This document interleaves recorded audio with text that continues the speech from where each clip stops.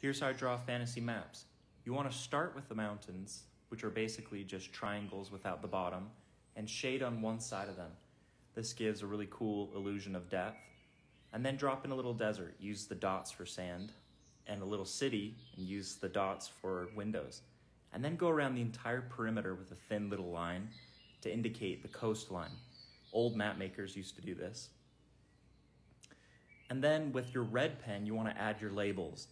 And this is your world, so you get to make up any names you want. I just pulled random names out of my head that I've invented for places that don't yet exist. And you can do that. Next, you want to add trees. These come after the labels and after the mountains, and they kind of fill in the gaps.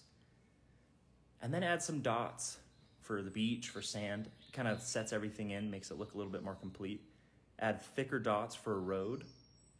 Add a swamp or two, and that's it. Give it a title, which is one of the most important parts, and voila, you've got your own fantasy map.